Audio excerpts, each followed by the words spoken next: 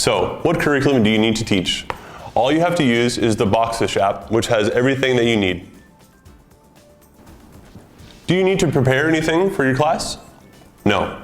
Everything that you need will be found within the Boxfish app, and all you have to do is preview it before you teach your class. Do teachers need to attend any kind of training? Yes.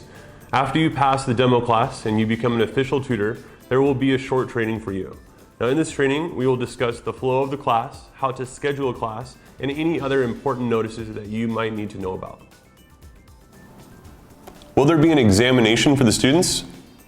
No. So how will you be graded for both the demos and the classes? So the first thing we're going to be looking for is what you teach and whether you stick to the slides or not. So for each section that you're teaching within the Boxfish app, you'll have about 25 or so slides, which will include pictures and questions and videos, and we want you to stick to that. It's obviously okay to ask your own questions, but we want to make sure that you're sticking to the topic and focusing on the vocabulary within that app. The second thing we're going to be looking for is time management. So as you remember, each class is going to be 25 minutes, no longer and no less. So we want to make sure that you're not slagging behind and you still have a lot of content that you didn't teach, and we don't want you to finish too early because that will leave too much free time. So if you can stick well to the 25 minutes for each section, you're going to get a good grade. And the last thing we're going to be looking for is for good follow-up questions. So in the app itself, you're going to have questions that are prompted for the students. But it's important to ask good follow-up questions, maybe about experiences or maybe about suggestions. So for example, if I'm looking at the unit, how do American children go to school? Now you can ask this question, which is in the app, but you might also be able to ask, what is the fastest way to go to school? Or what is the most efficient way to go to school? Now these follow-up questions are good because it provides a student an opportunity to talk about their own experiences or to provide their opinion rather than just an unoriginal sort of question. Is how to make your class more interesting. Now this is extremely important because if your class is more interesting, the student has a better chance to learn because they'll remember it. So how do we do this? Well, the first is to make your class interesting by telling maybe funny stories or giving funny examples for things that are related to what the content in the app.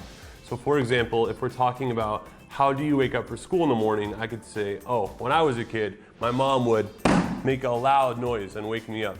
Now this will frighten the student maybe because it's unexpected and a surprise, but it will engage the student, and then the student can maybe talk about their own experience of having their parents wake them up in a sillier kind of crazy way. Now you can also make your class interesting by using good facial expressions or hand gestures.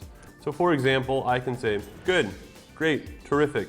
But if I use a facial expression like, wow, excellent, so good, then the student will feel like I'm more engaged with the class and will be more likely to feel comfortable with me and then talk more. How to get the student to speak more.